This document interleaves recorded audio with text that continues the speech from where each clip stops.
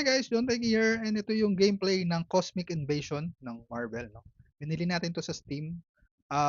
Very nostalgic to kasi kung familiar kayo dun sa arcade game ng X-Men, para siyang ganun. And marami siyang mga Marvel characters, no? At sabi nila, maganda ang review nito. Nakita ko yung review, maganda. And meron naman to na quack version, pero I suggest na bilhin nyo yun sa Steam kasi dito makakapag-multiplayer kayo online.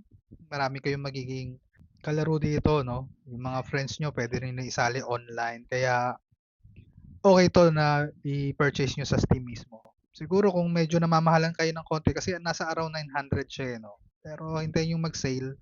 Baka sakaling mag-drop siya ng 50%, so makuha nyo ng less than official price niya. Pero ako pinurchase ko na siya at very excited ako sa game na to kasi mahilig talaga ako sa mga arcade games, sa mga beat 'em up. So makikita nyo yung mga library ko rito is more on Ninja Turtles, Street of Rage. So talagang ang game ko nung kabataan ko is more on beat 'em up, no? Doon ako mahilig talaga. So okay, try natin yung game at para makita nyo yung gameplay kung gaano siya kaganda sa ating Steam Deck OLED. I always knew you couldn't take us on your own.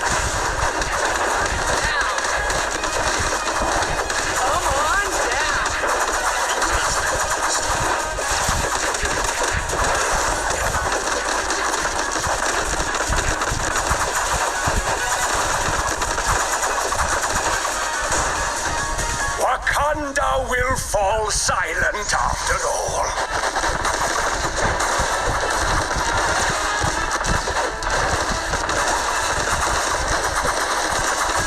Holy book!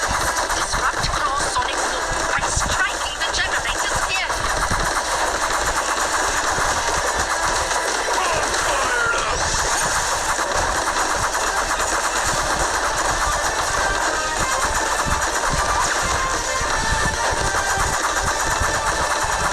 Ready for some special move.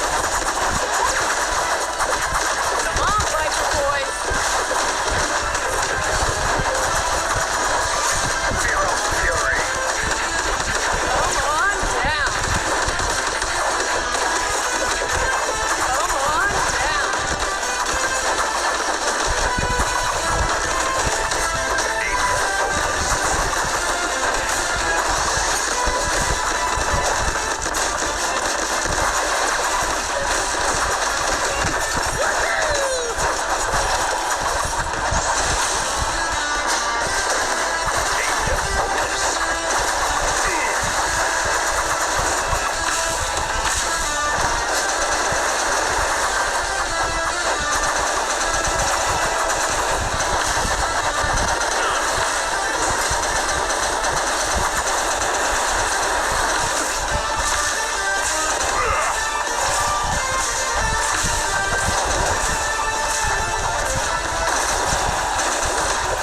Go wild, baby Hulk. Hellfire blasters. Gotcha. Come on down.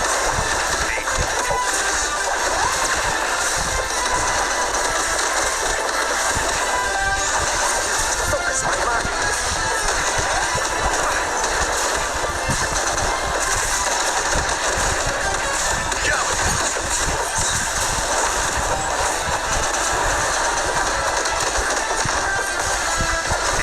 Focus. We must unite.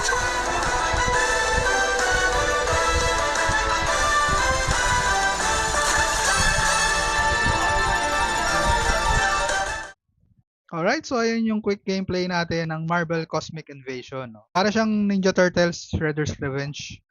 Kasi same sila ng developer nito nung gumawa nun eh. So, medyo familiar yung mga moveset niya, parang ganun din. Pero dahil nga Marvel to at maraming mga Marvel characters dito, yeah, may enjoy nyo talaga to kung talaga mahilig kayo sa mga arcade games. And I highly suggest na i-purchase nyo siya sa Steam.